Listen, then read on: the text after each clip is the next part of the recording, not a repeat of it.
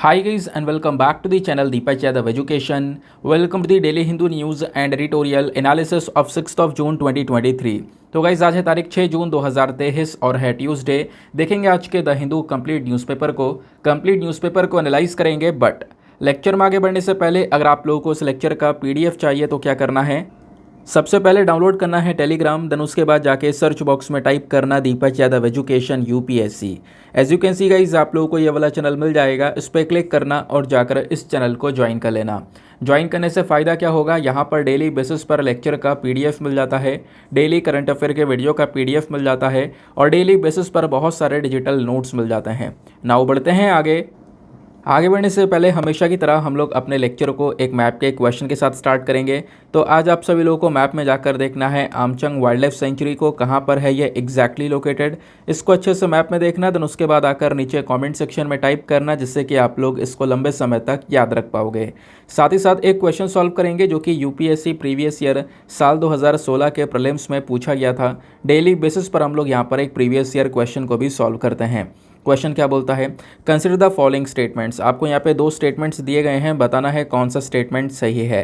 पहला स्टेटमेंट बोलता है कि जो हमारा एक ग्लोबल थिंक टैंक है क्लब ऑफ रोम, इसने 1972 में सस्टेनेबल डेवलपमेंट गोल्स को सबसे पहली बार प्रस्तुत किया था। सेकेंड स्टेटमेंट बोलता है कि जो सस्टेनेबल डेवलपमेंट गोल्स हैं इन्हें 2030 तक अचीव करने हैं। तो बताओ कौन सा स्टेटमेंट सही है। नीचे ऑप्शन दिए गए हैं, option A 1 only, option B 2 only, option C दोनों सही हैं या ऑप्शन डी दोनों के दोनों गलत हैं। इसका सही आंसर सभी को नीचे कमेंट सेक्शन में देना है। एटलीस्ट सभी को इसमें पार्टिसिपेट करना है, जैसा मैं आप लोगों से डेली बेसिस पर बोलता हूँ। बाय द वे इसका जो करेक्ट आंसर है वो मैंने आपको टेलीग्राम पर प्रोवाइड करवा दिया है, वहाँ से भी आप इसको चेकआउट कर सकते हो। और अगर वहाँ पर आंसर नहीं मिलता है तो भी कोई परेशान होने की ज़रूरत नहीं है, वीडियो के लास्ट में इसके करेक्ट आंसर का डिस्कशन हम लोग करेंगे। तो चलो शुभारंभ करते हैं और चलते हैं सबसे पहले थंबनेल वाले इंपॉर्टेंट आर्टिकल की तरफ। दोस्तों आप लोग थंबनेल देखकर सोच रहे होंगे ये कैसा ही टॉपिक लगा दिया है, क्या ये रियल है या नहीं है। तो देखो इसकी चर्चा दुनिया भर में हो रही है।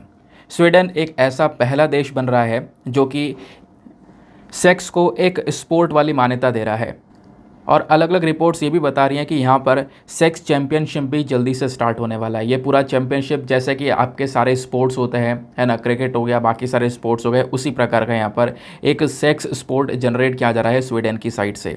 और ऐसा मैं नहीं कह रहा हूँ, बहुत सारे न्यूज़ आर्टिकल्स यहाँ पे पब्लिश हो रहे हैं, जैसे आप यहाँ पर देख पाओगे लगातार इसकी चर्चा की जा रही है। जैसे इंडिया टुडे ने पब्लिश किया है, Sweden becomes first nation ever to consider sex as a sport. उसके अलावा वाइन का न्यूज़ आपको देखने को मिलेगा, Sweden makes sex an official sport, set to hold first European sex championship next week. अगले सप्ताह यहाँ पर एक चैंपियनशिप होने वाली है जिसको सेक्स चैंपियनशिप का नाम दिया जा रहा है। तो आओ समझते हैं आखिरकार इन रिपोर्ट्स का क्या है कहना। रिपोर्ट्स के अकॉर्डिंग बात करेंगे तो स्वीडन यहाँ पे पहला देश बन रहा है पूरे दुनिया में जो कि सेक्स को एज अ स्पोर्ट एक मान्यता देगा, एज अ स्पोर्ट एक रिकग्निशन देने वाला है। लेकिन इसी पूरे मामले में यहाँ पर एक ट्विस्ट भी है, वो ट्विस्ट क्या है वो एंड में हम थोड़ा सा डिस्कस करेंगे। मेंशन भी किया गया स्वीडन के अंदर में जो एक शहर है गोथेनबर्ग उसका नाम है, तो वहाँ पे 8 जून से एक यूरोपियन सेक्स चैंपियनशिप, पहली मतलब अभी तक ऐसा कुछ नहीं हुआ है, पहली बार यहाँ पर इस प्रकार का एक सेक्स चैंपियनशिप जो है वो स्टार्ट होने वाला है। और ये जो पूरा कंपटीशन है, ये कंपटीशन स्वीडिश सेक्स फेडरेशन के गाइडेंस के अंदर में किया जाएगा। इसको लेकर एक पूरी अलग से बॉडी बनाई गई है। अलग अलग रिपोर्ट्स के अंदर बोला जा रहा है जो पार्टिसिपेंट्स होंगे जो इस खेल में भाग लेंगे उनको अलग अलग सेक्सुअल एक्टिविटीज़ के अंदर पार्टिसिपेट करने का मौका मिलेगा। इस प्रकार की अलग अलग 16 एक्टिविटीज़ यहाँ पर बताई जा रही हैं। प्लस जितने भी कंटेस्टेंट होंगे जो कि इसमें पार्टिसिपेट कर रहे होंगे उनको लगभग कह सकते हो कि हर दिन के हिसाब से 6 घंटे का सेशन होगा। 6 घंटे ये गेम खेला जाएगा, बट 6 घंटे में भी यहाँ पर जो एक पर्टिकुलर मैच होता है ना, वो इंडिविजुअल मैचेस यहाँ पे 45 से लेकर 60 मिनट्स के बीच में किए जाएंगे, ऐसा भी कई सारी रिपोर्ट्स ने मेंशन किया है। मतलब हर दिन 6 घंटे का सेशन चलेगा, पूरा ये गेम चलेगा और उसमें 45 से 60 मिनट का यहाँ पर एक इंडिविजुअल मैच खेला जाएगा। उसके अलावा बोला जा रहा है कि अलग अलग मतलब देशों से जो 20 लोग हैं वो पार्टिसिपेट करने वाले हैं इस कंपटीशन के अंदर में, प्लस 3 जज का एक पैनल भी होगा। बिल्कुल जजेस भी होंगे जो कि यहाँ पर डिसाइड करेंगे कि इस चैंपियनशिप का विनर कौन है, विजेता कौन है। प्लस ऑडियंस का भी एक बहुत बड़ा रोल होने वाला है। तो आप कहोगे ऑडियंस मतलब क्या, इस स्पोर्ट में ऑडियंस भी जाने वाली है? हाँ बिल्कुल, जैसे बाकी स्पोर्ट्स में होता है, क्रिकेट में होता है, फुटबॉल में होता है, उसी प्रकार से यहाँ पे ऑडियंस के लिए भी इस स्पोर्ट्स में बात की जा रही है। उसके अलावा जो मतलब पूरी चैम्पियनशिप होगी, जो ये इंडिविजुअल मैचेस होंगे, इन मैचेस में जो विनर होगा उसको अलग अलग सेक्सुअल एक्टिविटी के बेसिस पर यहाँ पर जज किया जाएगा। जो फाइनल डिसीजन निकल कर आएगा वो अलग अलग फैक्टर्स पे होगा। फॉर एग्जांपल जो कपल के बीच की केमिस्ट्री है, प्लस सेक्स को लेकर उसके पास में क्या नॉलेज है, एंड्योरेंस लेवल, इस प्रकार की और भी कई सारी चीज़ें हैं जिसके बेसिस पर एक फ़ाइनल डिसीजन निकाला जाएगा और जो विनर होगा उसको यहाँ पे अनाउंस किया जाएगा। मीडिया रिपोर्ट्स का ये भी कहना है कि जो ये कपल होंगे इनको प्रॉपर जो नॉलेज है कामसूत्रा की वो भी यहाँ पे होनी चाहिए, जो कि एक एंशिएंट इंडियन स्क्रिप्चर है, ठीक है, जो कि सेक्स एंड एरोटिज्म को लेकर यहाँ पर स्क्रिप्चर है। कामसूत्र में कई सारी चीज़ें आपको देखने को मिल जाती हैं, तो उसकी प्रॉपर नॉलेज भी यहाँ पे इन कपल्स होनी चाहिए, ऐसा यहाँ पर मेंशन किया जा रहा है। प्लस स्वीडन का जो ये सेक्स फेडरेशन है, इनका कहना यह है कि जैसे बाकी सारे स्पोर्ट होते हैं उसमें जो एथलीट्स या बाकी सारे जो हमारे कंटेस्टेंट पार्टिसिपेट करते हैं उनकी प्रॉपर ट्रेनिंग होती है, तो उस प्रकार से यहाँ पर इस स्पोर्ट्स में भी एक प्रॉपर ट्रेनिंग दी जाएगी। कह सकते हो कहीं ना कहीं इस गेम से वेस्टर्न सेक्टर में जो सेक्स है वो एक और ज़्यादा यहाँ पर ओपन होता हुआ नज़र आएगा। सेक्स ओरिएंटेशन की बात करेंगे तो हर प्रकार का यहाँ पर मतलब चाहे वो LGBTQ हो, मेल हो, फीमेल हो, हर तरीके के जो लोग हैं वो यहाँ पर इसमें पार्टिसिपेट कर सकेंगे। ये सारी चीज़ें इंटरनेशनल लेवल पर डिस्कस की जा रही हैं, जैसा यहाँ पे आप आर्टिकल्स देख पा रहे होंगे। वैसे इसकी चर्चा 2-3 दिनों पहले से स्टार्ट हो चुकी है, लेकिन कल ही क्या होता है, कुछ नई रिपोर्ट्स पब्लिश होती हैं। जैसे यहाँ पर हिंदुस्तान टाइम की यहाँ पर एक रिपोर्ट है, उसका यहाँ पर कहना यह है कि क्या वाकई में ऐसा होने वाला है, क्या ये सच्चाई है या फिर यहाँ पर एक फ्रिक्शन है। फिर उसके बाद में न्यूज़ चेकर की साइट से आर्टिकल आता है, तो बोला ये जा रहा है कि स्वीडन के मतलब स्वीडन जो देश है ना, उसके जो टॉप स्पोर्ट्स पर्सनस हैं उनका कहना यह है कि कहीं ना कहीं ये गलत इन्फॉर्मेशन है और इससे स्वीडन की जो इमेज है, इस देश की जो यहाँ पर इमेज है वो कहीं ना कहीं यहाँ पर बर्बाद होती हुई नज़र आ रही है। तो एक फॉल्स इन्फॉर्मेशन है, इस प्रकार की बात भी यहाँ पर मेंशन की जा रही है। बट चर्चा तो हुई है, दुनिया भर में यहाँ पर इसकी चर्चा हुई है। आपने कई जगह पर आर्टिकल्स देखेंगे, चाहे हिंदी हो, चाहे इंग्लिश हो, चाहे वो इंटरनेशनल लेवल पर कोई भी मीडिया हो, सभी जगह पर डिस्कशन हुआ है। बट अभी स्वीडन यहाँ पर मेंशन करता है कि ये गलत न्यूज़ है जो कि स्वीडन की इमेज को टार्निश कर सकती है। स्वीडन के देश की जो यहाँ पर कह सकते हो अलग से इमेज बनी हुई है, इंडेक्सेस में एक इमेज बनी हुई है, वो कहीं ना कहीं टार्निश हो सकती है, ऐसा मेंशन किया जा रहा है। खैर आगे पता चलेगा ये एग्जैक्टली यहाँ पर सही है या फिर गलत है। आगे कई सारे जो आर्टिकल्स हैं वो पब्लिश होते रहेंगे, जैसा भी होगा आपके साथ में डिस्कस किया जाएगा। ना दोस्तों आगे बढ़ते हैं नेक्स्ट आर्टिकल की तरफ। उससे पहले यहाँ पर एक छोटी सी इन्फॉर्मेशन है। अभी कुछ टाइम पहले, एक सप्ताह पहले लगभग, एक पेड ग्रुप स्टार्ट किया गया था। कई सारे लोग यहाँ पे उसमें ज्वाइन हो चुके हैं। अगर आप चाहते हो उस पेड ग्रुप में ऐड होना तो आप भी यहाँ पर ऐड हो सकते हो। एक बहुत ही मिनिमम फ़ी है इसकी, 499 फॉर लाइफ टाइम। ऐसा नहीं है कि आपको बार बार सब्सक्रिप्शन लेना है, मंथली बेसिस पर, ईयरली बेसिस पर दोबारा सब्सक्रिप्शन नहीं लेना है। जो पेड ग्रुप होगा उसमें आपको एक ही बार में ऐड कर दिया जाएगा। काफ़ी सारे लोग ऐसे, वैसे वो पेड ग्रुप मैंने स्टार्ट लगभग 1.5-2 साल पहले किया था। जो 1.5-2 साल पहले लोग ऐड थे वो अभी भी ऐड हैं और अभी नए बहुत सारे लोग ऐड हो चुके हैं।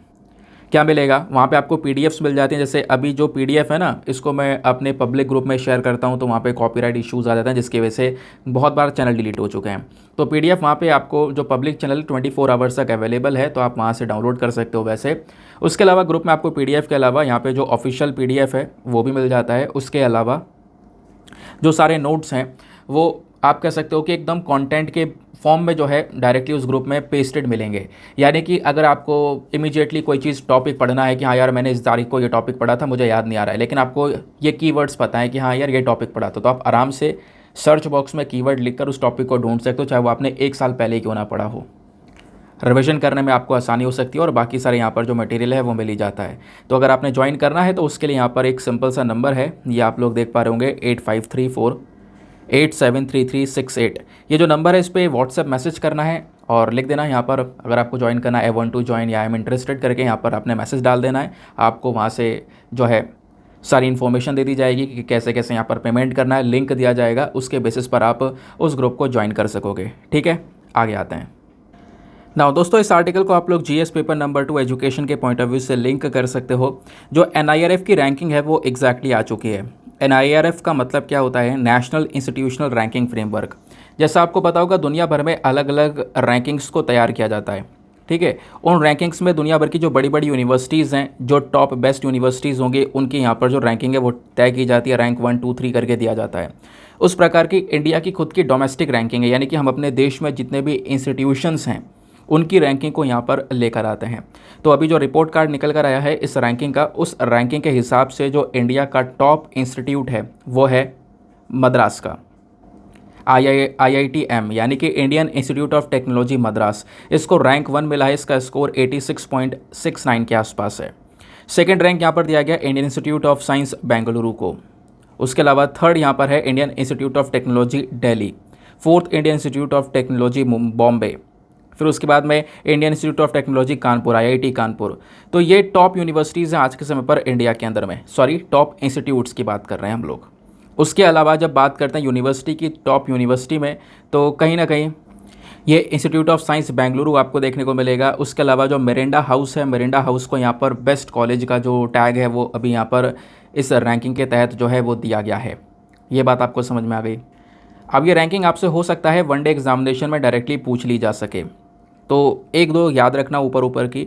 इसके अलावा यहाँ पर कुछ खास चीज़ें ध्यान नहीं रखनी है। लेकिन जब हम लोग बात करते हैं यूपीएससी की, तो यूपीएससी इस प्रकार की चीज़ें डायरेक्टली पूछता नहीं है। तो हमेशा जब आप लोग प्रीवियस ईयर क्वेश्चन के पेपर पर एनालाइज करोगे यूपीएससी को, तो वहाँ पर उसके हिसाब से आपने क्या पढ़ना होगा, NIRF के बारे में कि NIRF एग्जैक्टली क्या है, किस बेसिस पर इस रैंकिंग को तैयार किया जाता है। ठीक है, तो फुल फॉर्म मैं आपको बता ही चुका हूँ, नेशनल इंस्टीट्यूशनल रैंकिंग फ्रेमवर्क। इस पूरी रैंकिंग को अप्रूव किया गया था मिनिस्ट्री ऑफ एजुकेशन की साइड से, जिसको हम पहले ministry of human resource development के नाम से जानते थे। ठीक है, तो पहले ये नाम हुआ करता था, बाद में इसका नाम मिनिस्ट्री ऑफ एजुकेशन कर दिया गया। तो सितंबर 2015 में यहाँ पर इस रैंकिंग को अप्रूव किया गया।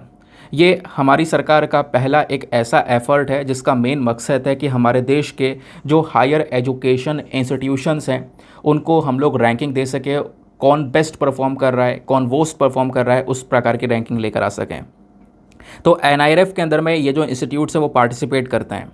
ठीक है, और मैं आपको बता दूं, जो सरकार के थ्रू एजुकेशनल इंस्टीट्यूशंस चलाए जा रहे हैं उनका इसमें पार्टिसिपेट होना, उनका पार्टिसिपेशन होना इस रैंकिंग के अंदर में वो कंपलसरी भी है, ज़रूरी भी है। अब जब भी यहाँ पर इंस्टीट्यूट्स पार्टिसिपेट करते हैं तो उनको जो रैंकिंग दी जाती है वो 5 चीज़ों के बेसिस पर दी जाती है। टीचिंग लर्निंग किस प्रकार का है, research professional practice, graduation outcome किस प्रकार का है, आउटरीच और इंक्लूसिविलिटी और पीयर परसेप्शन। ये 5 चीज़ें देखने के बाद में आप कह सकते हो जो रैंकिंग है वो तैयार की जाती है इस पूरे के पूरे NIRF की। अब इसमें 11 कैटेगरीज़ हैं। जैसे अब 11 कैटेगरीज़ कैसे हैं, जैसे नेशनल रैंकिंग है, यूनिवर्सिटी की टॉप रैंकिंग हो गई, उसके अलावा इंजीनियरिंग कॉलेजेस की टॉप रैंकिंग, कॉलेजेस की top ranking, medical, management, pharmacy, law, architecture, dental, research. तो क्योंकि ये जो हर एक टॉपिक है, फॉर एग्जांपल जैसे हम मेडिकल की बात करेंगे तो मेडिकल के कॉलेजेस अलग हैं, मैनेजमेंट के कॉलेजेस अलग हैं, फार्मेसी के कॉलेजेस अलग हैं, लॉ के कॉलेज अलग हैं।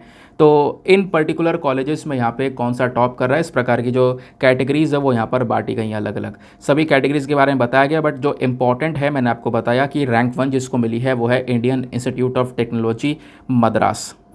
और ध्यान रखना 2023 की यहाँ पर ये NIRF रैंकिंग है। अच्छा, इस रैंकिंग को लाने के पीछे का रीज़न क्या था? देखो, कारण ये था क्योंकि दुनिया में भी इस प्रकार की रैंकिंग का यूज़ किया जाता है जिसका नाम है QS वर्ल्ड यूनिवर्सिटी रैंकिंग। आपको पता होगा, मैंने कई बार इसके बारे में पढ़ाया है। QS वर्ल्ड यूनिवर्सिटी रैंकिंग जो है ना, उसके अलावा टाइम्स हायर एजुकेशन हो गया, इस प्रकार की रैंकिंग क्या करती हैं, ये दुनिया भर की यूनिवर्सिटीज़ को काउंट करती हैं। अमेरिका की, दुनिया भर के यहाँ पर यूनिवर्सिटीज़ जो गई उनको लेती हैं और उनमें से दुनिया में सबसे टॉप का, सबसे बेस्ट इंस्टीट्यूट कौन सा है उसकी रैंकिंग जो है वो यहाँ पर निकल कर आती है। तो हमारा भी यहाँ पे जो गोल है आगे का वो यही है कि अभी जो NIRF है ये तो हमारे डोमेस्टिक लेवल पर काम कर रहा है, यानी कि इंडिया के अंदर जितने इंस्टीट्यूशंस हैं उनकी रैंकिंग को तैयार कर रहा है। लेकिन हम चाहते ये हैं कि आने वाले समय पर हम इस पर्टिकुलर NIRF रैंकिंग को इंटरनेशनल लेवल पर लेकर जाएं, यानी इसमें इंडिया के साथ साथ दुनिया भर की यूनिवर्सिटीज़ को भी यहाँ पे हम लेकर आएँ। और ये कहीं ना कहीं इंडिया की इमेज को बढ़ावा देगा कि हाँ, भारत की एक NIRF रैंकिंग आती है जो कि दुनिया में बेस्ट इंस्टीट्यूट्स के बारे में मेंशन करती है। समझ गए? तो ये था यहाँ पे पूरा का पूरा कॉन्सेप्ट। आते हैं नेक्स्ट आर्टिकल की तरफ ना। यहाँ पर अपन एक और आर्टिकल लेंगे डाउन टू अर्थ का। ये थोड़ा सा इंपॉर्टेंट आर्टिकल है और काफ़ी ज़्यादा न्यूज़ में है। इस आर्टिकल को आप GS पेपर नंबर 3 एनवायरमेंट वाले सेक्शन से लिंक कर पाओगे। अच्छा, आज मैंने थोड़े से अलग अलग सोर्सेज भी ऐड करे हैं क्योंकि हमारे द हिंदू न्यूज़पेपर में मतलब कुछ खास इंपॉर्टेंट ऐसी चीज़ें नहीं आ रही हैं, तो कुछ अलग अलग सोर्सेज भी ऐड करें जो इंपॉर्टेंट हैं, एग्जाम के लिए बहुत इंपॉर्टेंट है। ठीक है, तो थोड़ा सा यहाँ पर वीडियो हमारा मेंटेन हो जाए, क्वालिटी जो है उसकी इन्हेंस रहे, जैसी हम क्वालिटी दे रहे थे वैसी क्वालिटी मेंटेन रहे। इस वजह से यहाँ पर थोड़ा बहुत आर्टिकल्स ऐड करें, ये आपकी हेल्प के लिए, ये ऑब्वियस सी बात है, आपको यहाँ पर इसके बेनिफिट्स ही मिलेंगे। ठीक है, तो अच्छे से यहाँ पर इस चीज़ को सुनना। और आज क्या करूँगा ना, मैं वीडियो के लास्ट में आपको 2 क्वेश्चंस दूंगा, और वो 2 क्वेश्चंस ऐसे पैटर्न पे होंगे जो कि 2023 में यूपीएससी का पैटर्न आया था। उन 2 क्वेश्चन को अटैम्प्ट तभी कर पाओगे आप जब पूरे लेक्चर को अच्छे से सुनोगे। एक क्वेश्चन इसी टॉपिक को लेकर है, तो इसको बहुत ध्यान से सुनना है, ठीक है। मैं आपको ये भी बता रहा हूँ। तो यहाँ पे ये आर्टिकल है जहाँ पे मेंशन किया जा रहा है, encroachment pushes Himalayan brown bear into Kashmir's villages. क्या हो रहा है ना, जो हिमालयन ब्राउन बियर है, ऐसा सभी जगह पर हो रहा है। जंगलों में जानवर हैं बहुत सारे, जंगल लगातार कट रहे हैं, लगातार डेवलपमेंट होता जा रहा है, घर बनते चले जा रहे हैं, तो वो जानवर जाएंगे कहाँ? जंगलों से निकल कर गाँव में जा रहे हैं, घुस रहे हैं। और वही चीज़ें यहाँ पर नज़र आई हैं कि जो हिमालयन ब्राउन बियर है, इसी एंक्रोचमेंट की वजह से, इसी कारण की वजह से कश्मीर के गाँव के अंदर यहाँ पे वो जो बियर है, वो जो भालू है, वो घुसने लगे हैं। हिमालयन ब्राउन बियर, ये ध्यान रखना। आप इसका जो इमेज है वो सर्च कर सकते हो, मैं इमेज नहीं लेकर आया हूँ, बट आप सर्च कर सकते हो गूगल पर, ठीक है। ऑब्वियस बात है, बियर है, ये आप लोग देख पाओगे, इमेज की ज़रूरत ही नहीं है, यहीं पर मैगजीन के अंदर इमेज है, ठीक है। यह है हिमालयन ब्राउन बियर, जिसको ठंड में रहना काफ़ी ज़्यादा पसंद है। तो ये गांव में घुस रहा है, और गांव में घुसने के बाद पता है सबसे इंपॉर्टेंट चीज़ क्या देखने को मिली है? जो वहाँ पे कब्रिस्तान है, कब्रिस्तान को कहीं ना कहीं यहाँ पर ये खोदते जा रहे हैं, सारे के सारे ये बियर हैं, ठीक है। तो इस वजह से ये काफ़ी चर्चा में है। आप सुनना बहुत ध्यान से है, क्योंकि सारे इंपॉर्टेंट पॉइंट्स आपको स्क्रीन पर नीचे की साइड में हिमालयन ब्राउन बियर के रिगार्डिंग देखने को मिलेंगे, ठीक है। चलो, सबसे पहली चीज़, ये जो हिमालयन ब्राउन बियर है, इसका साइंटिफिक नेम है उर्सुस आर्क्टोस इसाबेलेनिस। ये जो इनकी पॉपुलेशन है सबसे ज़्यादा वो कश्मीर में देखने को मिलेगी, लेकिन कश्मीर में जो ये बियर हैं, ये बहुत सारी प्रॉब्लम्स को फेस कर रहे हैं, चुनौतियों को फेस कर रहे हैं। कहीं ना कहीं इनकी जान को काफ़ी ज़्यादा खतरा पहुंच चुका है, और इसकी वजह से ह्यूमन सेफ्टी भी यहाँ पे कहीं ना कहीं खतरे में है। यानी कि जो बियर है वो इंसानों के साथ में, इंसान वाली जो जगह है, गांव है, वहाँ पर आ जा रहे हैं, जिससे ह्यूमन और एनिमल जो कॉन्फ्लिक्ट है वो बढ़ता हुआ नज़र आ रहा है। उस केसेस में कभी कभी यहाँ पर बियर की जान चली जाती है, और कभी कभी यहाँ पर इंसान की जान चली जाती है। दोनों ही चीज़ें कहीं ना कहीं बहुत ज़्यादा प्रॉब्लमेटिक हैं। तो हाल ही में एक इंसिडेंट देखने को मिला, जहाँ पर जो बियर हैं, जो ये भालू हैं, वो रेसिडेंशियल एरियाज़ में चले गए, जहाँ पे लोग रह रहे हैं वहाँ पे चले गए। जो ग्रेवयार्ड्स से, जो कब्रिस्तान से, उनको खोदना स्टार्ट कर दिया है ना, उनको खोदना पूरी तरह से गहराई से स्टार्ट कर दिया। तो ये कहीं ना कहीं जो लोकल कम्युनिटीज़ वहाँ पे रह रही हैं, उनके लिए काफ़ी चिंता वाली बात बनती चली जा रही है।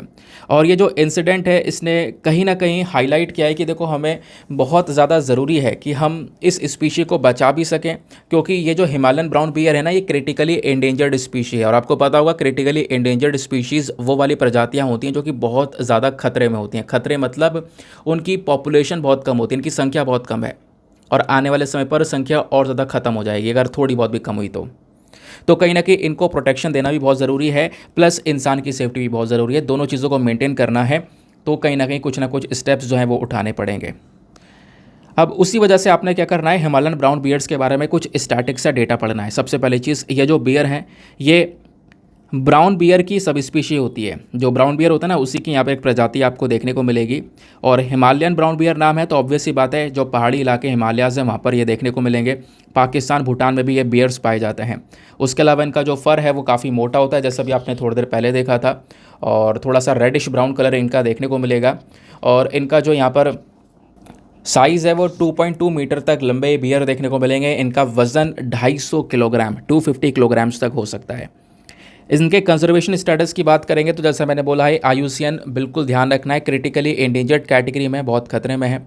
उसके अलावा यहाँ पे जो ये ब्राउन बियर होता है, ये तो मैंने हिमालयन बियर बताया क्रिटिकली एंडेंजर्ड में, लेकिन जो ब्राउन बियर है, ब्राउन बियर की ही यहाँ पर एक प्रजाति है हिमालयन बियर। तो brown bear basically least concern में है, दोनों को दिया जा सकता है कन्फ्यूजन क्रिएट करने के लिए, तो यहाँ पर ध्यान रखना इसके बारे में, क्योंकि दोनों आस पास हैं। तो brown bear least concern category में है, और IUCN के अंदर में जो हिमालयन ब्राउन बियर है वो क्रिटिकली एंडेंजर्ड में है। क्रिटिकली एंडेंजर्ड मतलब काफ़ी खतरे में है, ब्राउन बियर ज़्यादा खतरे में नहीं है, इसकी अच्छी खासी संख्या आज के समय पर अवेलेबल है। प्लस साइट्स में अपेंडिक्स 1 में इसको रख रखा है, यानी कि जो इसका ट्रेड वगैरह है, व्यापार वगैरह है, उसके ऊपर पूरी तरह से रोक टोक लगा रखी है। उसके अलावा Indian wild life protection act of 1972 में शेड्यूल 1 में इसको रखा गया है।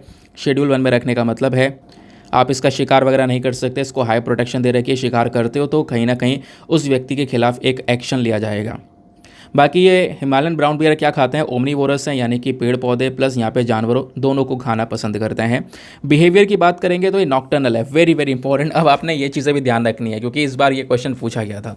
तो नॉकटर्नल मतलब रात में एक्टिव रहते हैं, रात में जाग रहे हैं, इनको पसंद है। इनके सूंघने की जो शक्ति होती है वो काफ़ी ज़्यादा बेहतर देखने को मिलती है, ठीक है। आराम से यहाँ पर ये कह सकते हो कि जो फूड वगैरह है उसको सूंघते सूंघते यहाँ पर ढूंढ लेते हैं। लेकिन पिछले कुछ समय पर क्या हुआ है, इनके ऊपर खतरा काफ़ी ज़्यादा बढ़ गया है। जैसे ह्यूमन एनिमल कॉन्फ्लिक्ट बढ़ गया है, कई मानव के सामने आ जाते हैं, गाँव में घुस जाते हैं, तो वहाँ पर कहीं ना कहीं जो इंसान है उनको अपनी जान बचाने के लिए मारना पड़ जाता है ना, या फिर अपने आप को बचा नहीं पाते तो वो भालू जो है वो उनको मार देता है। दोनों ही सिचुएशन यहाँ पर देखने को मिल जाती है। उसके अलावा ये तो खतरा है।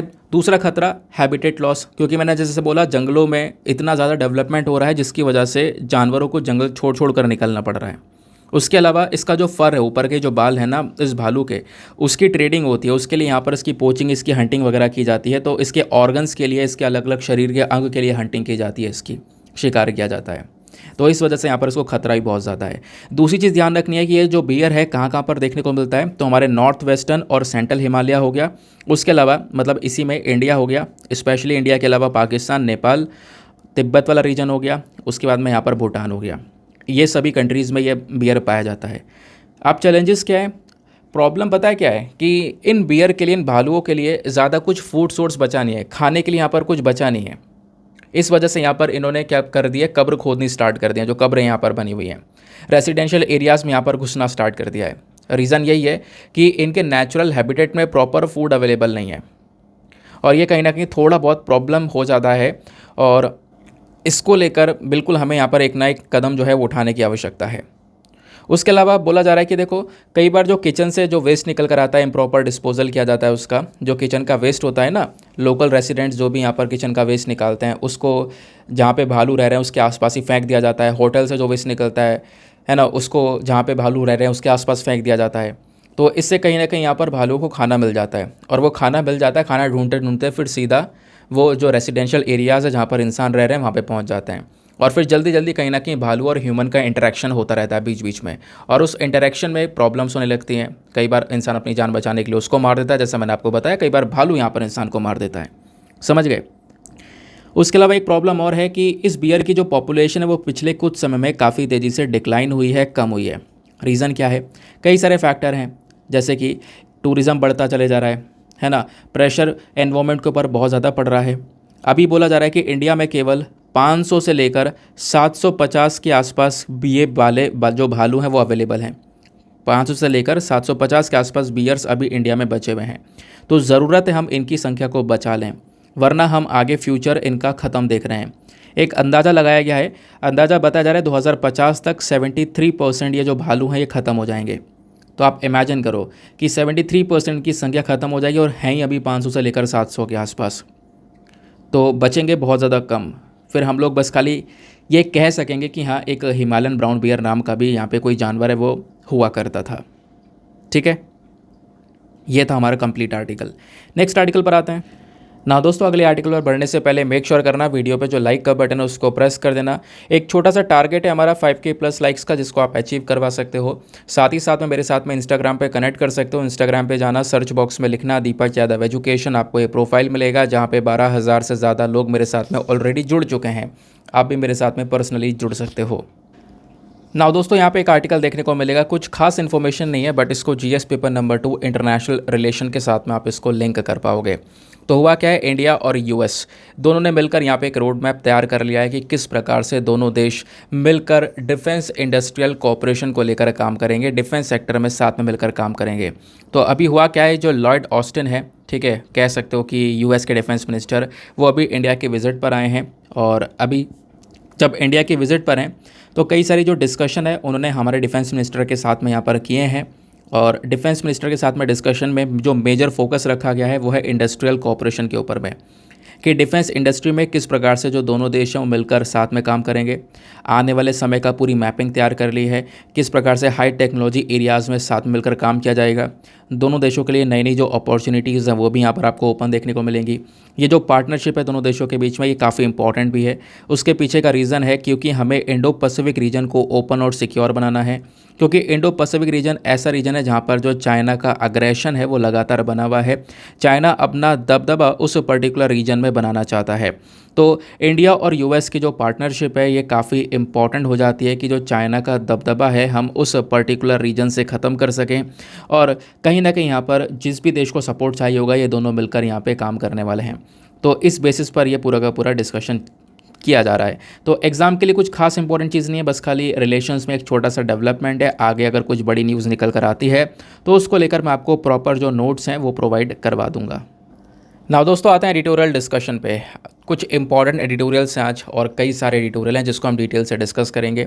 एक हमारे पास में इंडियन एक्सप्रेस का भी है जो कि डीरेलमेंट के बारे में बात करता है, ठीक है। अभी ओडिशा के ट्रेन एक्सीडेंट की वजह से उस आर्टिकल को लिखा गया है। उसके अलावा ये वाला आर्टिकल है, इसमें कुछ रेलिवेंट पॉइंट्स आपको बताऊंगा कि डीप फेक्स क्या हैं और इससे कैसे डील किया जा सकता है। उसको लेकर जो यहाँ पे राइटर हैं उन्होंने एक अच्छा सा आर्टिकल लिखा है। लेकिन आपको पता होगा एडिटोरियल डिस्कशन से पहले हम लोग हमेशा एक मेंस का क्वेश्चन लेते हैं। तो आज का मेंस का क्वेश्चन क्या बोलता है, फटाफट इसको डिस्कस करेंगे। पहले आपको पता होगा कुछ दिन पहले की बात है, अभी 3-4 दिन से मैं एक टॉपिक डिस्कस कर रहा हूँ ग्राउंड वाटर क्राइसिस के बारे में। जो ज़मीन के अंदर पानी प्रेजेंट है वो लगातार ख़त्म होता जा रहा है, उसके बारे में हम लगातार चर्चा कर रहे हैं। उसी के बेसिस पर आज का क्वेश्चन थोड़ा इंटरेस्टिंग है। क्वेश्चन क्या बोलता है, जो ग्राउंड वाटर क्राइसिस है that India is currently witnessing is an outcome of climate change or a result of anthropogenic factors. Give your arguments. आपको अपने आर्गूमेंट्स देने हैं। आपने क्या करना है, अपना तर्क देना है किस चीज़ के ऊपर कि जो आज के समय में ग्राउंड वाटर है, जो हमारे ज़मीन के नीचे पानी प्रेजेंट है, वो लगातार यहाँ पे कम होता जा रहा है। उसके पीछे का रीज़न है क्लाइमेट चेंज। लगातार यहाँ पे टेम्परेचर बढ़ना है ना, ये जो क्लाइमेट चेंज है यही कहीं ना कहीं एक मेन कारण है। उसकी वजह से हमारा वाटर लेवल कम हो रहा है। और ये तो पहला कारण हुआ क्लाइमेट चेंज। दूसरा यहाँ पे एंथ्रोपोजेनिक फैक्टर्स, यानी कि इंसानों की कुछ हरकतें भी ऐसी हैं जिसकी वजह से जो वाटर लेवल है, जो खासकर हमारा ग्राउंड वाटर है, वो कम होता जा रहा है। तो आप इसके ऊपर क्या सोचते हो, आपने अपने आर्गूमेंट्स देना है। हिंदी में एक बार रीड कर देता हूँ ताकि हिंदी माध्यम वाले लोग यहाँ पर इसको बेटर तरीके से अंडरस्टैंड कर सकें। भारत वर्तमान में जो भूजल संकट देख रहा है वह जलवायु परिवर्तन का परिणाम है या मानव जनित कारकों का परिणाम है। अपने तर्क दीजिए। 250 शब्दों में आंसर लिखना है और आंसर लिखने के बाद में कहाँ पे सबमिट करना है, टेलीग्राम पर जाना। टेलीग्राम पर जाने के बाद में सर्च बॉक्स में लिखना Deepak Yadav education mains group. Full form लिखोगे, मेरा टेलीग्राम चैनल मिलेगा जहाँ पर 60,000 से ज़्यादा लोग जुड़ चुके हैं। आप भी जाकर जुड़कर अपने आंसर्स को लेकर सबमिट कर सकते हो। अपने आंसर्स को जब आप सबमिट करोगे तो साथ ही साथ में एक छोटा सा काम करना है दोस्तों, बहुत इंपॉर्टेंट काम है। एटलीस्ट सभी लोगों को 2-2 आंसर्स रिव्यू करने हैं। जब आप सभी लोग 2-2 आंसर्स को रिव्यू करोगे तो बहुत सारे फ़ायदे होंगे आपको भी और सामने वाले को भी। और इससे क्या होगा कि आप कुछ इंपॉर्टेंट पॉइंट्स अपने नोट्स में इंक्लूड कर पाओगे। सामने वाले के आंसर में अगर कोई मिस्टेक है, कोई सुधार करना है तो आप उसके बारे में बता सकोगे। एक और इंपॉर्टेंट चीज़, इन आंसर्स को अटैम्प्ट क्या करो। डेली आपको एक आंसर मिलता है, तो आप पहले से तैयारी करके चल रहे हो, डेली एक आंसर लिख रहे हो, तो आपका पहले से लगातार प्रैक्टिस हो रहा है। ये छोटे छोटे कदम ही यहाँ पे कहीं ना कहीं आपको जो एक बड़ा सक्सेस है वो दिला सकते हैं। तो रोज़ आंसर लिखना है, थोड़ा समय निकालो लेकिन निकालो, रोज़ आंसर लिखना है। इससे क्या होगा, जब आप एंड वक्त पे टेस्ट सीरीज़ वगैरह अटैम्प्ट कर रहे होंगे तो भाई आपने पूरे साल प्रैक्टिस करी है। और यही क्वेश्चन, क्योंकि ऑब्वियसली बात है टेस्ट सीरीज़ जो आपको मिलने वाली है ना, वो करंट बेस्ड जो भी यहाँ पे आर्टिकल्स न्यूज़ में रहे हैं उसी के ऊपर मिलने वाली है। ठीक है, तो क्या होगा, आप पहले से तैयारी करके चल रहे होंगे, आप अभी भी लिख रहे हो आंसर और फिर आगे दोबारा इसी चीज़ को लेकर प्रैक्टिस करोगे। और सपोज़ आपने दोबारा प्रैक्टिस करी, आपकी जो मतलब राइटिंग स्किल वो काफ़ी बढ़िया हो चुकी है। और लक बेस्ड, मान लो अगर लक बाय चांस क्या होता है, वही क्वेश्चन आपका मेंस में आ जाता है तो आपको वहाँ पे और ज़्यादा फ़ायदा मिलेगा, आप और बेटर तरीके से आंसर को प्रेजेंट कर सकते हो। तो ये छोटे छोटे स्टेप हैं, इनको साथ में लेकर चलो, क्योंकि लंबा सफ़र है यूपीएससी का, तो इसके लिए छोटे छोटे स्टेप लेने काफ़ी ज़रूरी हैं। तो दोस्तों सबसे पहला एडिटोरियल हम लोग लेने वाले हैं ओडिशा के इस ट्रेन इंसिडेंट से रिलेटेड, जो ये ट्रेन ट्रेजेडी हुई है रिसेंटली। तो ये क्यों हुई है, और ऐसी कई सारी और भी ट्रेन ट्रेजेडी हुई है, ऐसे कई सारे ट्रेन को लेकर हादसे देखने को मिले हैं। उसके पीछे का जो मेन रीज़न है वो है डीरेलमेंट। डीरेलमेंट मतलब गाड़ी का पटरी से उतर जाना। ऐसे कई केसेस देखने को मिले जहाँ पे ट्रेन पटरी से उतर गई है, तो उसके लिए हमें क्या करना चाहिए, क्या सुझाव हैं, सब कुछ बहुत ही शानदार तरीके से प्रेजेंट किया गया है। मतलब एक हद से ज़्यादा न्यूज़ वाला टॉपिक है। तो आपसे एग्जामिनेशन में कोई क्वेश्चन बनेगा तो आप आराम से लिख पाओगे, बिल्कुल रेडीमेड आपको आंसर तैयार मिलेगा। ठीक है, इस आर्टिकल को लिखा गया है हरिकिशन शर्मा जी के थ्रू। समझते हैं क्या है इनके पॉइंट ऑफ व्यूज़। दोस्तों करना क्या है, स्क्रीन पर बस खाली नीचे से देखते हुए चलना, सुनते हुए चलना, आपको यहाँ पे सारी चीज़ें अच्छे से बेहतरीन तरीके से समझ में आएंगी। ठीक है, तो कॉन्टेक्स्ट क्या है, कॉन्टेक्स्ट यही है क्योंकि अभी 2 जून 2023 को ओडिशा के बालासोर डिस्ट्रिक्ट के अंदर में एक बहुत बड़ा हादसा होता है जहाँ पर 3 ट्रेनें आपस में भिड़ जाती हैं, जिसकी वजह से जो अभी मौतें हुई हैं लोगों की वो 300 से ज़्यादा हैं, प्लस 1000 लोगों के आसपास जो है वो इंजर्ड हो चुके हैं, घायल हो चुके हैं। ये सिनेरियो अभी देखने को मिला है और एक बहुत बड़ी दुर्घटना, उसी का पिक्चर आपको यहाँ पर ये ऊपर नज़र आ रहा होगा। अब जो रीसेंट इंसिडेंट हुआ था ना, ये पूरा का पूरा ये हादसा हुआ, इसके बाद सरकार के ऊपर क्वेश्चन उठ रहे थे कि सरकार ने तो कवच सिस्टम बनाया है। कवच सिस्टम क्या करता है? ट्रेन को एक्सीडेंट होने से नहीं, ट्रेन को टकराने से बचाने का काम करता है। तो क्वेश्चन उठने लगे सरकार के ऊपर, बट सरकार ने यहाँ पे कंफर्म किया है कि ओडिशा वाला जो रूट है जहाँ पर यह हादसा हुआ है, वहाँ पे कवच सिस्टम आज के समय में लागू नहीं देखने को मिलेगा। उसके अलावा जो हमारे पास में CAG हैं, CAG मतलब controller and auditor general of India, इनकी 2022 की रिपोर्ट है डीरेलमेंट्स इन इंडियन रेलवेज़ को लेकर, यानी भारतीय रेलवे के अंदर में जो ट्रेन में हादसे हुए हैं, ट्रेन पटरियों से उतर गई है ना, उस प्रकार की जो रिपोर्ट है ये लेकर आए हैं। और इस रिपोर्ट में बहुत सारे अलग अलग जो कमियां हैं वो यहाँ पर दर्शाई गई हैं कि मेन कारण क्या है जिसकी वजह से डीरेलमेंट्स हो रहे हैं, मेन कारण क्या है जिसकी वजह से हमारे देश में बड़े बड़े ट्रेन एक्सीडेंट हुए हैं। तो इसी के बेसिस पर पूरा का पूरा आर्टिकल लिखा गया। तो CAG की जो ये रिपोर्ट थी वो रिपोर्ट क्या बोलती है, और इस रिपोर्ट के बारे में डिस्कस करते हैं। CAG की रिपोर्ट ने ये बोला कि 2017-18 से लेकर 2021-22 में जो भी ट्रेन के एक्सीडेंट्स हुए, ट्रेन वाले हादसे हुए हैं, उनमें 75% जो हादसे हैं वो डीरेलमेंट्स की वजह से हुए हैं, गाड़ी के पटरी के उतरने की वजह से यहाँ पे हुए हैं। ठीक है, अब डीरेलमेंट सबसे बड़ा मेन कारण है ट्रेन एक्सीडेंट्स का अभी तक का, जैसे मैंने आपको बताया। मेन कारण क्यों बोल रहे हैं? क्योंकि अभी तक 217 ट्रेन एक्सीडेंट्स, बड़े बड़े हादसे देखने को मिले, जिसमें से 75% यानी 163 एक्सीडेंट केवल और केवल डीरेलमेंट्स की वजह से हुए हैं। इस वजह से कहीं ना कहीं ये एक सबसे मेजर, सबसे बड़ा कारण आपको देखने को मिल जाता है। उसके अलावा 13 एक्सीडेंट लेवल क्रॉसिंग की वजह से, 11 एक्सीडेंट टकराने की वजह से, वो अलग अलग कारण, लेकिन जो मेन कारण है वो है डीरेलमेंट। अब सवाल यहाँ पर यह है कि जो ट्रेन के एक्सीडेंट होते हैं ना, इसको 2 प्रकार से क्लासीफाई किया जाता है, और वो 2 प्रकार का क्लासिफिकेशन क्या है? सबसे पहला आपको ध्यान रखना है, एक एक्सीडेंट को बोला जाता है कॉन्सिक्वेंशियल, क्या? कॉन्सिक्वेंशियल ट्रेन एक्सीडेंट, और दूसरा होता है अदर ट्रेन एक्सीडेंट्स। अच्छा, तो दोनों के बीच में डिफरेंस क्या है? तो देखो, जो कॉन्सिक्वेंशियल ट्रेन एक्सीडेंट्स होता है, इसमें ना वो एक्सीडेंट काउंट किए जाते हैं जहाँ पे बहुत सारे लोगों की जान चली जाती है, ह्यूमन इंजरी होती है, प्रॉपर्टी डैमेज हो जाती है, जैसे अब की बार हुआ है, रेलवे ट्रैफिक भी इंटरप्ट होने लगता है क्योंकि इतना बड़ा हादसा हो जाता है। तो ये है कॉन्सिक्वेंशियल ट्रेन एक्सीडेंट। दूसरा वाला होता है वो है other train accidents. Other train accidents वो होते हैं जो छोटे मोटे एक्सीडेंट होते हैं, वो इस वाली कैटेगरी में नहीं आते, ऊपर वाली में। ठीक है, दो क्लासिफिकेशन आपके ध्यान में रखना है ये। दूसरी चीज़, जैसे मैंने बोला कि डिरेलमेंट्स सबसे मेन कारण है, लेकिन क्वेश्चन ये है कि डिरेलमेंट के पीछे का भी यहाँ पर एक मेन कारण होगा, वो क्या होगा वो समझते हैं। एक इंक्वायरी करी गई है, उस इंक्वायरी को लेकर जो भी रिपोर्ट आई है, उस रिपोर्ट का एनालिसिस किया गया और पता लगा 23 अलग अलग मेन कारण हैं, 23 कारण हैं जिसकी वजह से डिरेलमेंट्स हो रहा है, गाड़ियाँ पटरियों से उतर रही हैं, और ये 16 जोन रेलवेज और 32 डिविजन्स में पाया गया है। जो मेजर फैक्टर है, सबसे मेन कारण जो है जिसकी वजह से गाड़ियाँ पटरियों से उतर रही हैं, वो है मेंटेनेंस ऑफ ट्रैक। एक बार पटरी बिछा दी जाती है, उसका मेंटेनेंस नहीं किया जाता।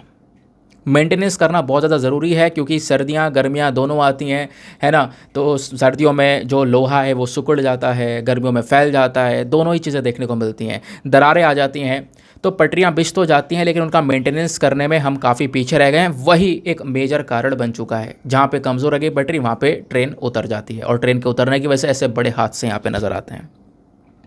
क्योंकि 100 कह सकते हो कि 167 केसेस ऐसे देखने को मिले हैं जहाँ पर ट्रैक का मेंटेनेंस प्रॉपर नहीं था, तो ये मेन कारण है। उसके अलावा कई सारे केसेस ऐसे हैं जहाँ पर जो ड्राइवर है, जो लोको पायलट होता है, उसकी भी गलती होती है। बोला जा रहा है कि मतलब ड्राइविंग अच्छी नहीं होती है, या फिर एक ओवर स्पीड में ट्रेन होती है जिसकी स्पीड बहुत ज़्यादा है।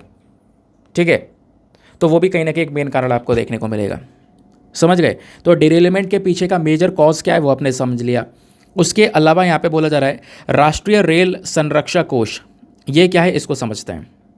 हमारे जो controller and auditor general of India हैं, इन्होंने इस राष्ट्रीय रेल संरक्षण कोष को भी एनालाइज किया। ये बेसिकली एक पर्टिकुलर स्टेप है, एक कदम उठाया गया था इंडियन रेलवेज़ को और मजबूत करने के लिए। ये एक ऐसा पर्टिकुलर स्टेप था जिसके माध्यम से हम अपने रेल नेटवर्क को और मजबूत कर रहे थे, एक्सीडेंट्स को रोकने का काम कर रहे थे। और इस योजना के तहत 1 लाख करोड़ रुपए अनाउंस करे गए थे कि खर्चेंगे धीरे धीरे करके। तो स्टार्टिंग में 15,000 करोड़ रुपए तो लगा दिए गए, लेकिन फिर बाद में आप देख पाओगे कि जो टारगेट था कि हर साल 5,000 करोड़ रुपए खर्चेंगे, वो काम नहीं हो पाया, वो फंड यहाँ पे इसमें दिया ही नहीं गया। तो कहीं ना कहीं जो फंड्स की कमी है ये भी एक मेजर कारण है, क्योंकि रेलवे बहुत बड़ा सिस्टम है इंडिया का। रेलवेज़ की अगर हम लोग बात करेंगे तो 68,000 किलोमीटर से भी ज़्यादा एरियाज़ में रेलवेज़ फैला हुआ है इंडिया में।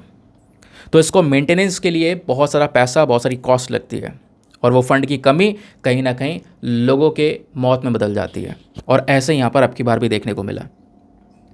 उसके अलावा एक चीज़ और बोलते हैं, वो है declining allotment of funds for track renewal. जो हमारे ट्रैक बनते हैं ना, उन ट्रैक को जब वो ट्रैक कहीं कहीं से ख़राब हो जाता है, उनको वापस रिन्यू करना पड़ता है, वापस से नए ट्रैक्स लगाने पड़ते हैं। तो क्या हुआ कि जो फंड आता है, जो पैसा आता है ट्रैक को रिन्यू करने के लिए, वो फंड की कमी चल रही है। 2018-19 और 2019-20 का आप डिफरेंस देखोगे, 2018-19 में 9,607 करोड़ रुपीज़ दिया गया था नए ट्रैक को लगाने के लिए, ट्रैक का रिन्यूअल के लिए। लेकिन 2019-20 में ये पैसा बढ़ना चाहिए था, लेकिन बढ़ने की बजाय कम हो गया, 7,417 करोड़ हो गया।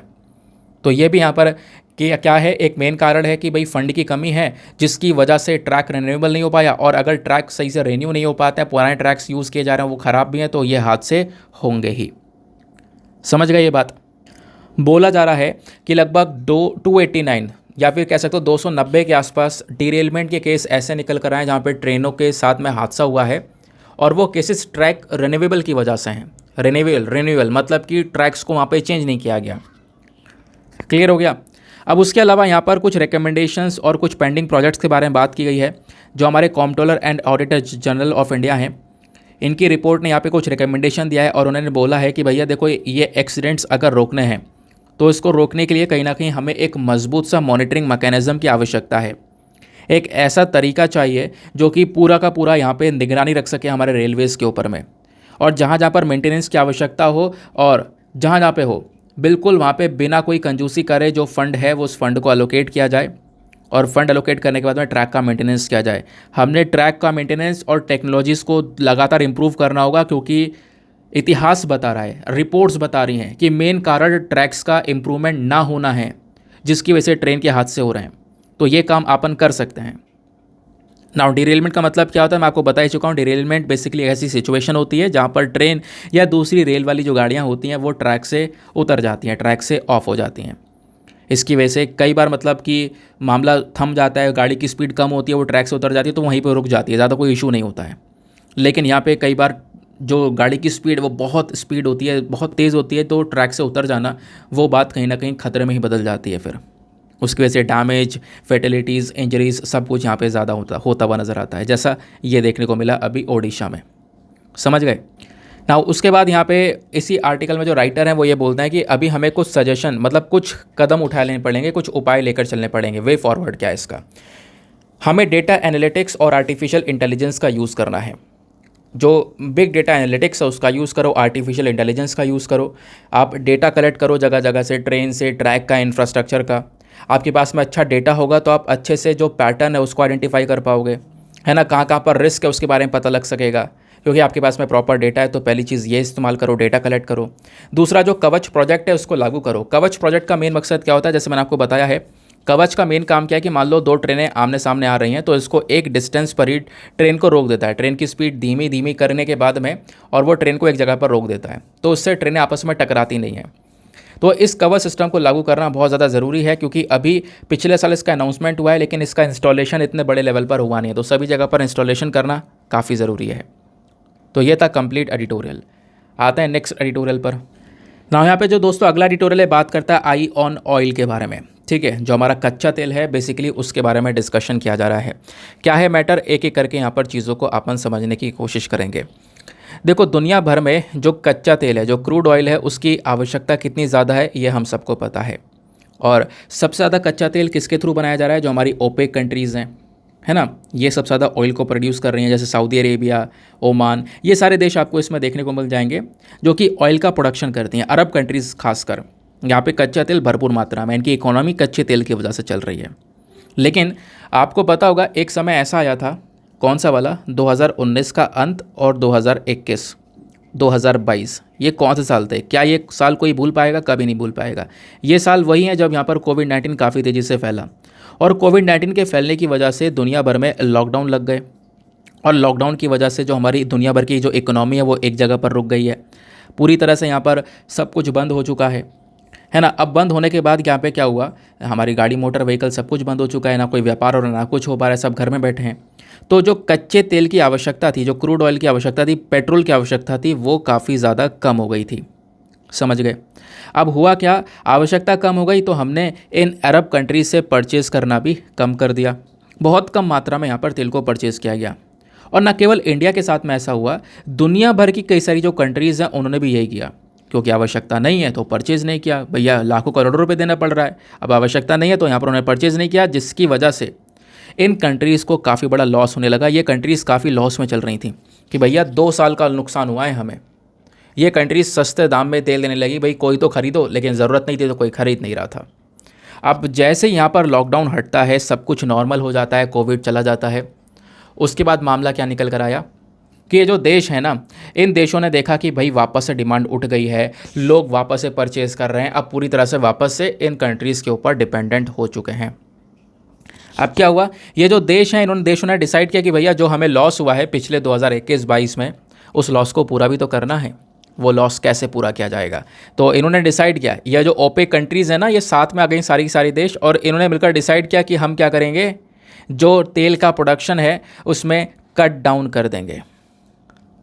ठीक है, यानी कच्चे तेल का जो उत्पादन हो रहा है उसको अब हम कम करेंगे, कम से कम करेंगे। ऐसे इन्होंने बोला कि कई मिलियन बैरल के हिसाब से, यहाँ पे पर डे के हिसाब से हम इसमें कट डाउन करने लगेंगे। इससे क्या होगा, जो तेल का प्रोडक्शन है, सप्लाई है, वो तो कम हो जाएगी, लेकिन दुनिया भर में जो डिमांड है वो तो ज़्यादा रहेगी ना। और डिमांड ज़्यादा है, सप्लाई इसकी बहुत कम है, तो ऑटोमेटिकली उस सामान के जो दाम हैं वो क्या होंगे, वो आसमान को छूने लगेंगे, प्राइस ज़्यादा हो जाएगी। तो इनका मेन मकसद यही है कि जो लॉस है वो यहाँ पर रिकवर किया जा सके। प्रोडक्शन कम कर दिया है, अब लोग ज़्यादा पैसा देकर इनसे तेल को परचेज़ करेंगे। क्लियर हो गया? बट इसमें इंडिया को नुकसान ज़्यादा हो रहा है। भारत बहुत ज़्यादा मात्रा में यहाँ पर तेल को परचेज़ करता है इन देशों से। लेकिन यहीं पर ना एक चीज़ थोड़ी सी और अच्छी हो गई। अच्छी क्या हो गई वो मैं आपको समझाता हूँ। क्या हुआ, पिछले साल रशिया और यूक्रेन का वॉर हुआ। रशिया और यूक्रेन के इस युद्ध की वजह से क्या हुआ, रशिया के ऊपर दुनिया भर की कंट्रीज़ ने सैंक्शंस लगा दिए, और वो सैंक्शंस लगाने के बाद में क्या होता है, रशिया प्रॉपरली व्यापार नहीं कर पाता है, इसको स्विफ्ट से भी बाहर निकाल दिया जाता है रशिया को। तो इन्होंने अपनी इकोनॉमी को ग्रो करने का यहाँ पर एक रास्ता खोजा, क्या कि हम जो कच्चा तेल है, क्योंकि रशिया में भी कच्चे तेल का उत्पादन काफ़ी मात्रा में होता है, तो रशिया ने डिसाइड किया हम कच्चे तेल को डिस्काउंटेड प्राइस में बेचेंगे, और भारी मात्रा में रशिया ने डिस्काउंट प्राइसेस में ऑयल को बेचना स्टार्ट किया। और इंडिया इधर से रेडी था खरीदने के लिए। इंडिया ने यहाँ पर पूरी तरह से जेबें भरी हैं डिस्काउंटेड प्राइस में, बहुत ज़्यादा मात्रा, मतलब कोई इमेजिन नहीं कर सकता कि रशिया किस लेवल पर था, मतलब हमें तेल को बेचने में, और आज किस बड़े लेवल पर आ चुका है। तो रशिया से भरपूर मात्रा में तेल को परचेज़ किया गया है इंडिया के माध्यम से। तो कहीं ना कहीं ये अरब कंट्रीज़ ने रेट बढ़ा दिए, उसका इम्पैक्ट इंडिया के ऊपर इतना नहीं पड़ रहा है। लेकिन राइटर ये बोलते हैं एडिटोरियल में कि सर अभी तो हम रशिया से सस्ते दाम में तेल परचेज़ कर रहे हैं ना, तो तब भी क्या हो रहा है, इंडिया में तेल के जो दाम हैं वो अभी काफ़ी ज़्यादा हैं, पेट्रोल के दाम अभी भी इंडिया में काफ़ी ज़्यादा हैं। तो उसको कंट्रोल करने के लिए यहाँ पे सरकार जो टैक्स ले रही है वो यहाँ पे हमें संभालना होगा। ऐसा क्यों, देखो जो इंटरनेशनल लेवल पर कच्चा तेल मिलता है, क्योंकि हम कच्चे तेल को मंगाते हैं, क्रूड ऑयल को, उसके बाद में उसको रिफ़ाइन करते हैं, रिफ़ाइन करने के बाद में हमें पेट्रोल डीजल मिलता है। अब होता यहाँ पर एग्जैक्टली ये है कि सरकार कच्चा तेल तो सस्ते में लेती है, लेकिन उसके बाद में इसमें टैक्स बहुत लगता है। हमारी जो सेंट्रल गवर्नमेंट है, केंद्र सरकार अलग से टैक्स लेती है, स्टेट गवर्नमेंट राज्य सरकार अलग से टैक्स लेती है। इस वजह से आपने देखा होगा अलग अलग राज्यों में पेट्रोल के दाम अलग अलग होते हैं। उत्तर प्रदेश में अलग है, बिहार में अलग है, सब जगह पर अलग अलग देखने को मिल जाएगा। क्यों? क्योंकि वहाँ की राज्य सरकार अलग टैक्स ले रही है, कोई कम ले रहा होगा, कोई ज़्यादा ले रहा होगा। तो पेट्रोल के दाम में ऊपर नीचे कहीं ना कहीं नज़र आ रहा है। समझिए इस बात को। तो राइटर का कहना यह है कि सर अब तो सस्ते दाम में ले रहे हो ना रशिया से अभी के समय में, तो कहीं ना कहीं यहाँ पर जो टैक्स है इसको थोड़ा सा कम कर सकते हैं हम। टैक्स को कम करके इस पेट्रोल को हम सस्ता कर सकते हैं और इंडियन मार्केट में ईजिली अवेलेबल करवा सकते हैं। लोगों को भी यहाँ पर एक प्रॉपर सपोर्ट मिल जाएगा।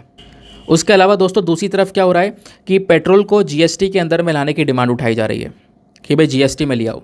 अब आप कहोगे गुड्स एंड सर्विस टैक्स में ले आएंगे तब भी तो टैक्स लगेगा ना पेट्रोल के ऊपर, लेकिन मैं आपको बता दूं तब टैक्स इतना नहीं लगेगा, क्योंकि आपने जीएसटी में स्लैब रेट्स पढ़े होंगे, जो मैक्सिमम टैक्स लग सकता है, जो लग्जरी से लग्जरी आइटम होगा उस पर जो जीएसटी लगती है वो 18% लगती है। 18% से ज़्यादा जीएसटी किसी पे आई नहीं है।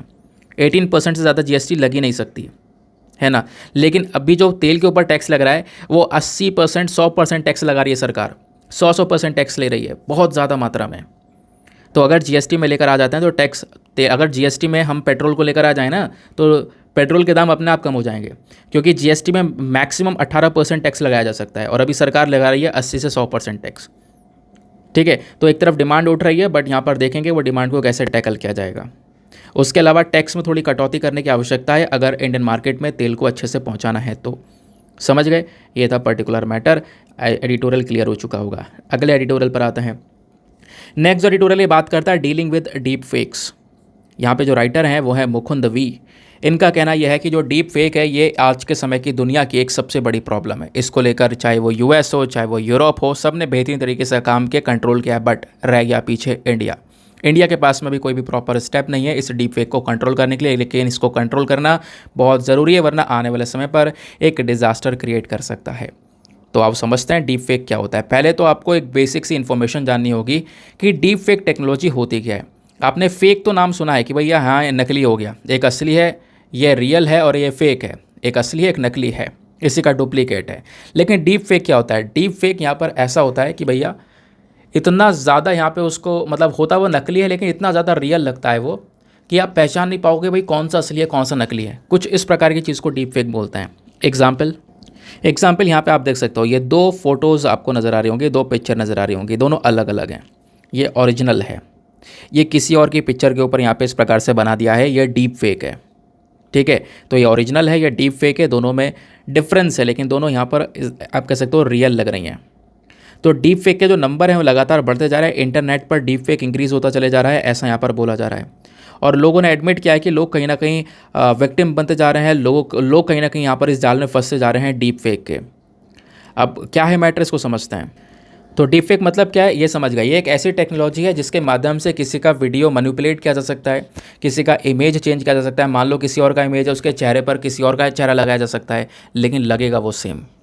किसी और का वीडियो है, फॉर एग्जांपल यहाँ पर कोई पॉलिटिशियन, कोई नेता स्पीच दे रहा है ना, उसका चेहरा बदला जा सकता है, उसकी आवाज़ बदली जा सकती है। यहाँ तक पहुँच चुका है ये टेक्नोलॉजी, इसको डीप फेक बोलते हैं। ऑडियो भी चेंज किया जा सकता है। ये सारा काम पावरफुल कंप्यूटर्स का यूज़ करके, डीप लर्निंग का यूज़ करने के बाद में करा जाता है। तो एक फेक न्यूज़ को जनरेट करने के लिए डीप फेक का यूज़ किया जाता है। समझ गए इस बात को? तो इससे कोई भी यहाँ पर वीडियोज़ वगैरह भी जनरेट की जा सकती हैं। ये जो टर्म है डीप फेक कहाँ से बनकर आया है? 2017 में यहाँ पर ये जो टर्म है, जो डीप फेक वर्ड है, निकल कर आया था। तो ये आपने ध्यान में रखना है। और आज के समय में कहीं ना कहीं इसका मिसयूज़ काफ़ी बढ़ चुका है। मिसयूज़ कैसे बढ़ चुका है? डीप फेक टेक्नोलॉजी अलग अलग स्कैम में यूज़ की जा रही है। सेलिब्रिटी की पोर्नोग्राफी बनाई जा रही है। जो सेलिब्रिटीज़ हैं, जो हीरो हीरोइंस आपको कह सकते हो, वो जो देखने को मिलते हैं, उनकी पॉर्न बना दी जाती है। कैसे? उसे डीप फेक टेक्नोलॉजी का यूज़ करके। इलेक्शंस के अंदर यहाँ पे बदलाव कर दिया जाता है, यानी कि जो स्पीचेस हैं, जो पॉलिटिशियंस नेता स्पीच देते हैं, शक्ल बदल दी जाएगी, आवाज़ बदल दी जाएगी कि इसने ये बोला है, उसने ये बोला है। तो इस प्रकार से यहाँ पर लोगों की जो आइडेंटिटी है वो चुरा ली जाती है। और डीप फेक टेक्नोलॉजी का शिकार बनने वाले कई सारी पर्सनैलिटीज़ हैं, बड़ी बड़ी। फॉर एग्जांपल यूएस के president Barack Obama, Donald Trump, हमारे भारत के प्रधानमंत्री नरेंद्र मोदी जी, और भी कई सारे लोग देखने को मिल जाएंगे जिनके ऊपर कहीं ना कहीं इस डीप टेक्नोलॉजी का यूज़ हुआ है पहले भी। तो ये था डीप टेक्नोलॉजी। अब डीप सिंथेसिस क्या है? तो डीप सिंथेसिस बेसिकली डिफाइन करता है टेक्नोलॉजीज़ का, कि कौन कौन सी टेक्नोलॉजीज़ कैसे कैसे यूज़ की जाती हैं, डीप लर्निंग कैसे यूज़ किया जाता है, क्या क्या चीज़ें यूज़ की जाती हैं इस डीप फेक को जनरेट करने में, इसको बनाने के लिए। और जैसे मैंने आपको बोला है कि जो डीप फेक में एक प्रॉब्लम यह है कि आपके पास में चाहे कितनी ही बढ़िया टेक्नोलॉजी हो, लेकिन आप उसको पकड़ नहीं पाते कि हाँ भाई ये नकली है। तो ये थोड़ा सा यहाँ पे प्रॉब्लमेटिक तो ज़रूर है ना। सवाल यहाँ पर यही राइटर बोलते हैं कि देखो अलग अलग जो देश है ना, वो डीप फेक को लेकर काम कर रहे हैं, लेकिन इंडिया आज के समय पे कोई प्रॉपर काम नहीं कर रहा है। भारत को भी कोई ना कोई कदम उठाने की आवश्यकता है। अच्छा, दुनिया भर की कंट्रीज़ क्या कर रही हैं? फॉर एग्जाम्पल यूरोपियन यूनियन की अगर हम बात करें, तो यूरोपियन यूनियन में आपको पता है 27 नेशंस देखने को मिल जाते हैं। तो यूरोपियन यूनियन की अगर हम बात करते हैं, तो इन्होंने कहीं ना कहीं जो ये डिस इन्फॉर्मेशन है इसको फैलने से यहाँ पे रोकने के लिए जो अलग से लॉज हैं वो यहाँ पर अपडेट कर दिए हैं। तो यहाँ पर ये जो कोड है वो लेकर आ चुके हैं, जहाँ पर इन्होंने बोला है कि जो बड़ी बड़ी टेक कंपनीज़ है, फॉर एग्जांपल गूगल हो गया, मेटा हो गया, ट्विटर हो गया, इन सभी कंपनी से यहाँ पर बोला गया है कि आप लोगों को जो डीप फेक है और जो फेक अकाउंट्स हैं इनके प्लेटफॉर्म के ऊपर, उसके प्रति उसके खिलाफ यहाँ पर स्टेप उठाना है, उसको काउंटर करना है। ठीक है। और जैसे यहाँ पर ये जो कोड है, ये जो रूल्स एंड रेगुलेशंस है ये आते हैं, उसके बाद यहाँ पर इनको कुछ समय का, कुछ महीनों का टाइम मिलेगा इन कंपनीज़ को कि ये कंपनीज़ उस लॉ को फॉलो करें। और मान लो यहाँ पर कोई गूगल, मेटा, ट्विटर अगर इसको फॉलो नहीं करते हैं, ये डीप फेक टेक्नोलॉजी को नहीं कंट्रोल कर पाते हैं, तो इन कंपनी के ऊपर में टैक्स कह रहा हूँ, इनके ऊपर फ़ाइन लगाया जाएगा। और फ़ाइन कैसा होगा कि मान लो गूगल अगर दुनिया भर से जितना ही पैसा कमा रहा है उसका 6% फ़ाइन यहाँ पे लिया जाएगा। तो ऐसा यहाँ पे कुछ rules and regulations European union वाली जो कंट्रीज़ है वो लेकर आ चुकी हैं। उसके अलावा यूएस भी यहाँ पे कानून लेकर आ चुका है। यूएस ने bipartisan deep fake task force act को यहाँ पर, इस प्रकार के जो कानून है वो यहाँ पर लॉन्च कर दिया है। और इस कानून के माध्यम से जो डिपार्टमेंट ऑफ होमलैंड सिक्योरिटी है, इनको असिस्ट किया जा रहा है कि कैसे डीप फेक टेक्नोलॉजी से काउंटर किया जाएगा, कैसे यहाँ पर इस प्रकार की टेक्नोलॉजी से लड़ा जाएगा। उसके अलावा कैलिफोर्निया हो गया, टेक्सास हो गया, है ना, ये यूएस के स्टेट्स हैं।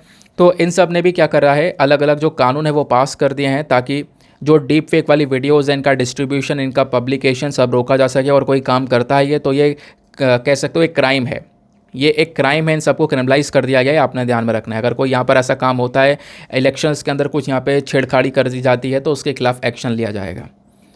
उसके अलावा इंडिया की अगर हम लोग बात करेंगे, तो इन राइटर बोलते हैं कि देखो इंडिया में यहाँ पर कोई भी ऐसा आपको लीगल कानून वगैरह नहीं देखने को मिलेगा डीप फेक टेक्नोलॉजी के अगेंस्ट में, ऐसा कोई भी यहाँ पे प्रॉपर कानून वगैरह नहीं है।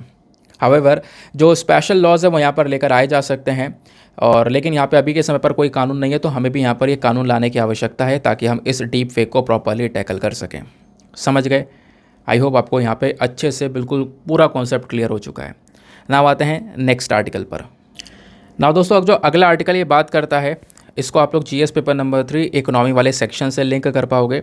तो जैसे मैंने बोला था कि जब हमारा महीना ख़त्म होता है ना, जैसे अभी यहाँ पर मई का महीना ख़त्म हुआ, जून आया, तो मई के महीने में हमारा मैन्युफैक्चरिंग सेक्टर किस प्रकार से ग्रो हुआ था, मई के महीने में जीएसटी का कलेक्शन कितना हुआ, मई के महीने में यहाँ पे जो हमारा बाकी इकोनॉमी है वो कैसे ग्रो कर रही है, ये सारा डेटा निकल कर आता है। तो मैन्युफैक्चरिंग वाला तो मैं डिस्कस कर चुका हूँ आपके सामने। अब यहाँ पे बात आती है पीएमआई की, यानी परचेजिंग मैनेजर इंडेक्स की। परचेजिंग मैनेजर इंडेक्स के तहत यहाँ पे मई के महीने में जो हमारा सर्विस सेक्टर था वो कैसे ग्रो किया है, उसके बारे में बात की जा रही है।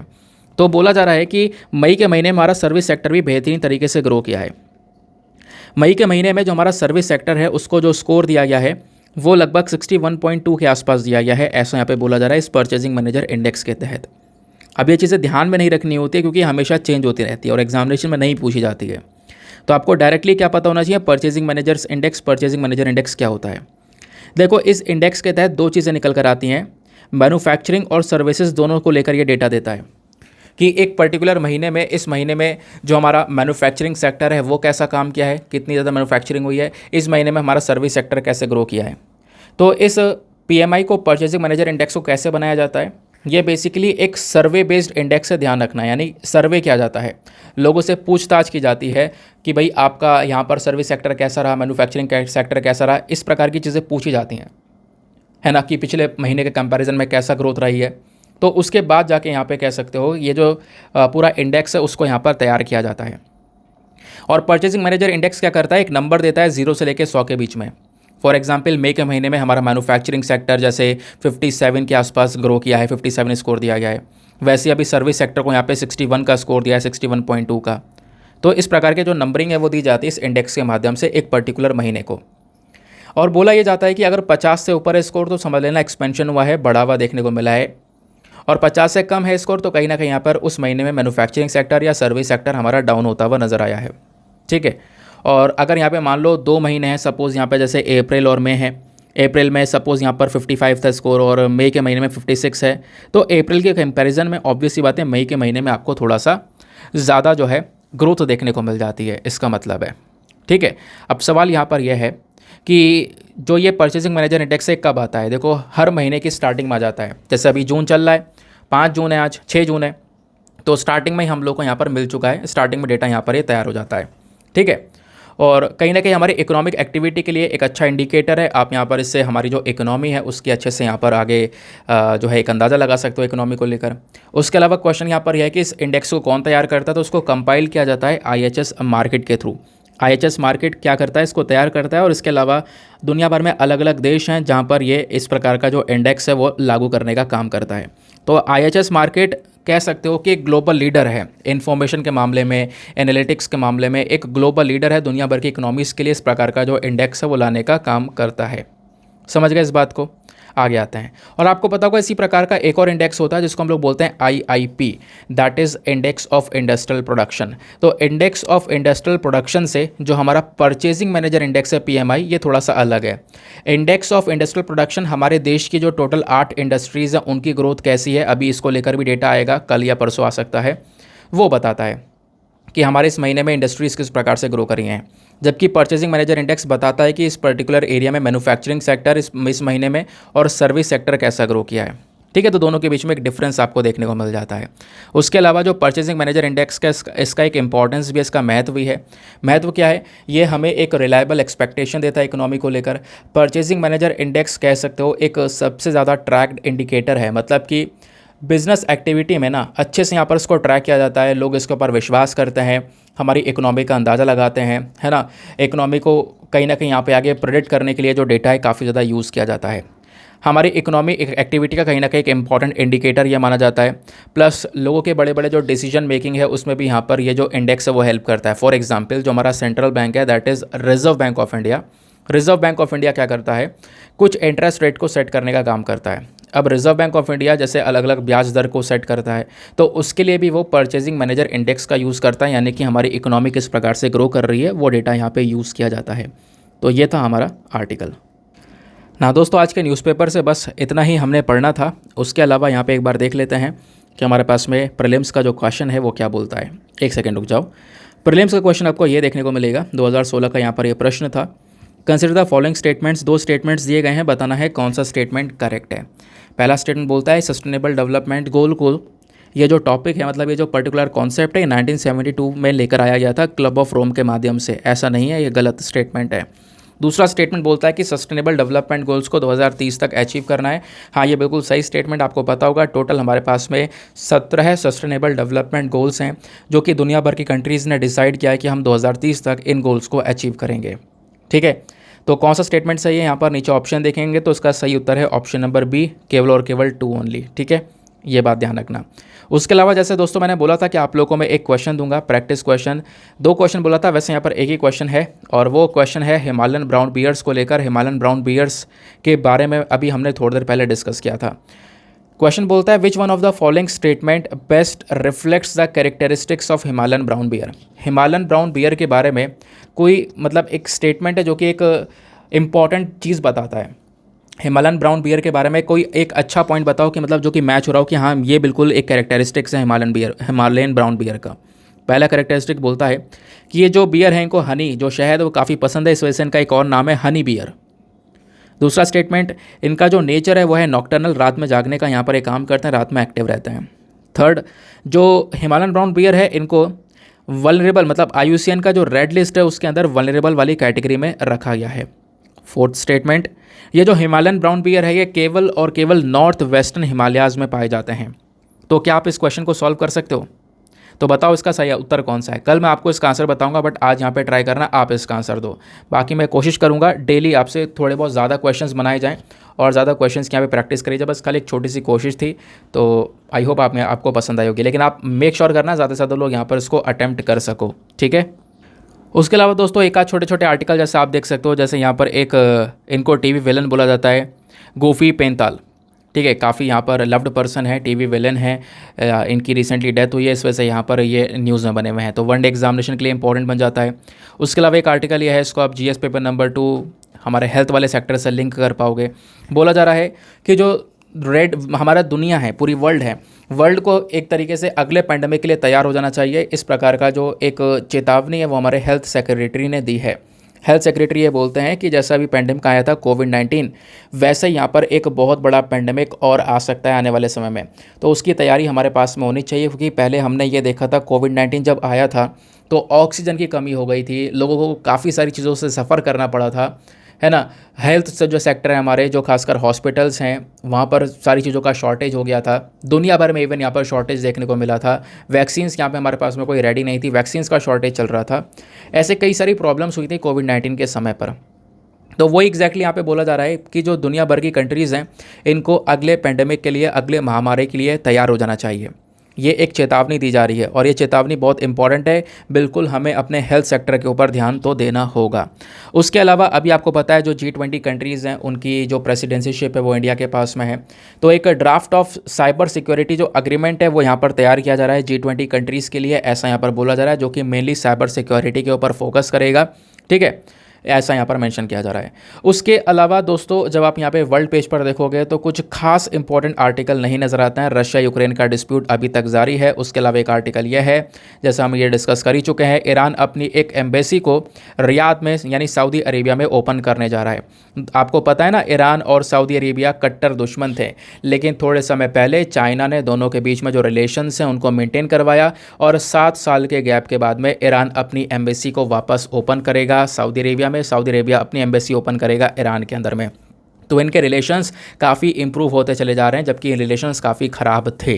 ठीक है, लेकिन चाइना ने यहाँ पर मीडिएशन करवाया, यानी कि मिडिल ईस्ट के अंदर में जो चाइना का रोल है वो बढ़ता चले जा रहा है। हमें इससे थोड़ा सा ये पता चल जाता है। उसके अलावा यहाँ पर इजराइल और पैलेस्टीन का कॉन्फ्लिक्ट न्यूज़ में है, ये हम डिस्कस करते ही रहते हैं, अक्सर न्यूज़ में आता रहता है, अभी भी न्यूज़ में है। ठीक है, तो ये था यहाँ पे हमारा पूरा का पूरा आज का न्यूज़पेपर डिस्कशन। नाउ चलते हैं हम लोग अपने वीडियो के अंत पे, क्योंकि अच्छा हम यहाँ पे क्वेश्चन डिस्कस कर चुके हैं प्रीलिम्स वाला। तो दोस्तों इसी के साथ में करते हैं लेक्चर को समाप्त और मिलते हैं आप लोगों से अगले वीडियो में। आज के लिए bye bye, have a nice day, thank you and जय हिंद।